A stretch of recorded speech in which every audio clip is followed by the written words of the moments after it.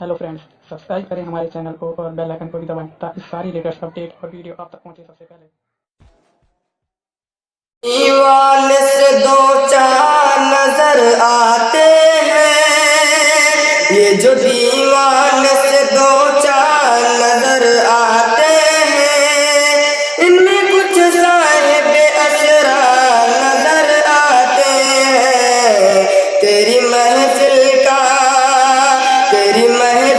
का भरम रखते हैं, सो जाते हैं।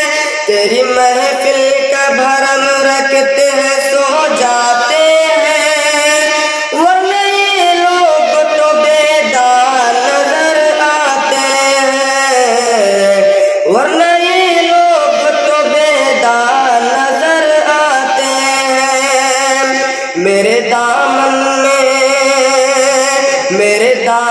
में तो कांटों के सिवा कुछ भी नहीं। मेरे दामन में तो कांटों के सिवा कुछ भी नहीं। अब फूलों के खरीदार नजर आते हैं, ये जो दीवान से दो चार नजर आते हैं, इनमें कुछ साहिब असरा नजर आते हैं।